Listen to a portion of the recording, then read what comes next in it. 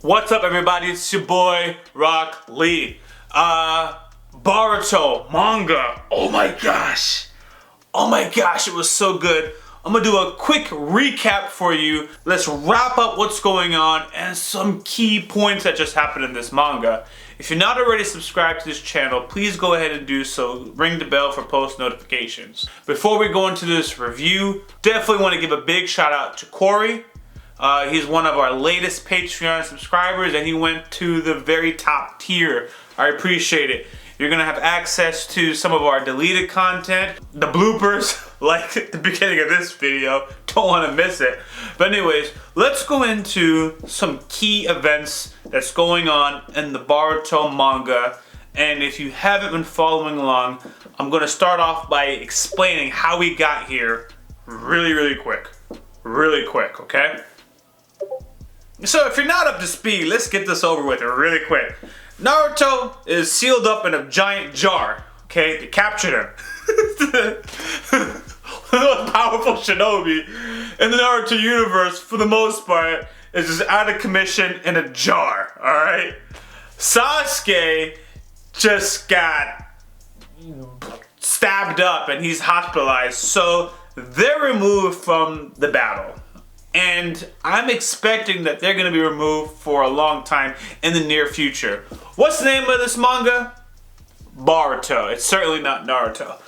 We have the team here trying to recover and save Naruto, who is sealed up. Something interesting happened. The Karma Seal apparently couldn't absorb the jutsu of the opponent in this manga. He used some type of mist, and Boruto was just like, oh, let me absorb that real quick with the Karma Seal, and yeet! Nothing happened. So what we discovered is that the Karma Seal can only absorb water that was created by chakra. But if it's real water, the Karma Seal can't absorb it. Now I think that's interesting because we always knew that water or materials could be created with chakra, but now the Naruto universe is making a point to separate this water that's created by chakra versus like water that just exists. Which now begs the question, what happens if you just create water using jutsu? Does it disappear at some point? What happens? And in the known world, is there some type of difference between things that were created by jutsu versus things that have always been? This is a potential point that could be very important in the upcoming Naruto universe, and it's not something I think we should ignore at this point. No surprise, being the son, I think it's a boy, but the son of Orochimaru, Mitsuki, has come. He's the one that's making these revelations. And one other thing that they've discovered about the mist, and I didn't see this coming, I did not see this coming, is that the mist is a virus. Homeboys are bringing up viruses! Viruses! The plague is in Boruto! Anyways, completely slowing these guys down and leading to paralysis going forward. And somehow Mitsuki knows, let me get this, he didn't know, but it's the instinct, as he later on indicates, it's the instinct of Orochimaru that he's going to make sure he's just capturing things in the middle of battle. Captures a little bit of this mist and says, Sarada, use your Sharingan and read this. And sure enough, yes, it's a virus. So now they've gotten to the bottom line and they understand what is affecting them. Now here is another key development, and it's Sarada is recognized as team captain by Mitsuki. Now by recognizing Sarada as team captain, they are instantly not having another Sakura repeat, right? They're giving her relevance. She is a good decision maker. She's already saved them by issuing the retreat so they can recollect themselves and re-engage the enemy. Then putting some respect on her name. She says, Captain Sarada has a nice ring to it, not as good as Lord Hokage. So they are really putting in a little bit of extra work to make sure that this time they have a respectable female lead, and that is appreciated.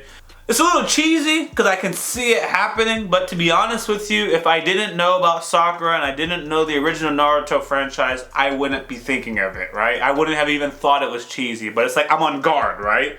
I'm expecting them to fix the mistake, and I see it, I'm like, ah, here it is. But I really can't complain about it. Sarada takes the lead. She goes out on her own. She's fighting. She's keeping her distance. The enemy now knows that, hey, you know, they know what's going on. And you think she's getting captured as, you know, this cloud of viruses is surrounding her. She jumps right into the enemy, and the enemy is like, I gotcha! I gotcha! She's like, no, no, homeboy, I'm not missing at this range. Fireball, bomb. All right. The overall jutsu that they use, like I was not impressed by a fireball. I've been seeing fireball jutsus for like 8-9 years right now, so I'm not really impressed by it. But I am impressed of the overall teamwork.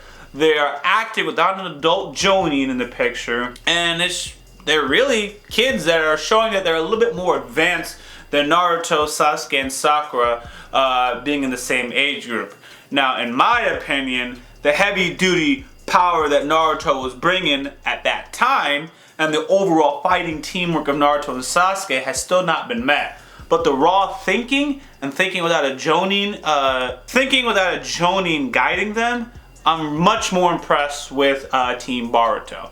So that was what I found to be very impressive in this fight. And you see Mitsuki, as soon as that battle started, he's already collecting stuff just in case. And just like classic Naruto when I first started off, that snake bite from manga 40 came back into play, because the snake bite is how Mitsuki obtained the blood to give Team Boruto some immunity so they would not be affected by the virus. A little cheap how they figured out that this was going to be relevant, but whatever, I'm going to go ahead and accept it. Now, I understood that Boruto was using Rasengan, but I did not understand what Kawaki was doing behind him. If someone wants to fill that in for me, I kind of missed that. I'm reading it, but I'm like, what are you doing? Right? But whatever. I really enjoyed that. But what stood out to me was they destroy the entire upper body head of another shinobi, and no one's even like batting an eye that half of his body is gone. And that's the first time that they've really shown someone destroyed by a Rasengan, because like we saw in the Boruto animated movie or show, the traveling arc, like a Rasengan happens and you get sent flying and you don't really see much of the body after the fact. But no one batted an eye that this dude was like gone. But that's probably because he's just gonna come right back.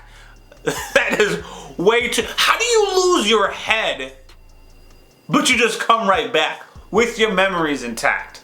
So I'm hoping they could have even explained that, like his brain cells are gone.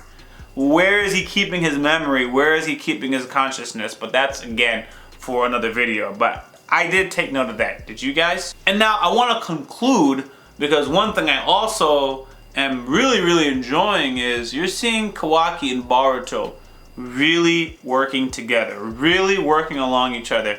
And we know that this franchise started off with them fighting each other, with the village in shambles. So it's like, wow, they're really gonna get close. Really gonna get close.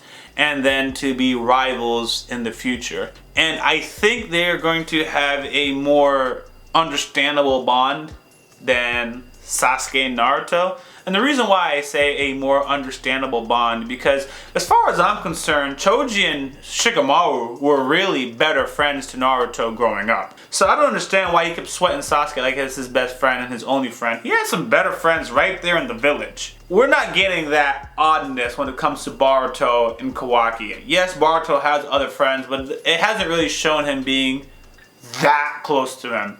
Especially when he's with them.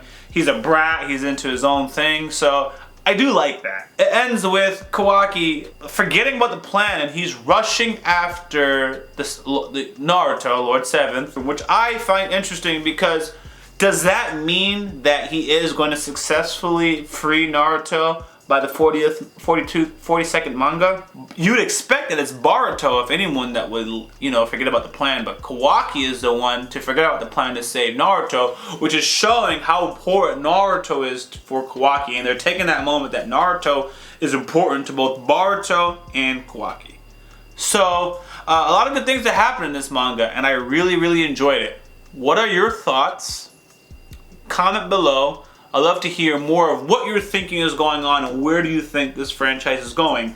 The Boruto manga is fantastic. It's the anime that I'm like, but I'll save that for another video. It's your boy YaBoyRockLee. Please make sure you subscribe if you're not following already, and please, please, please support our Patreon where we have more content for you.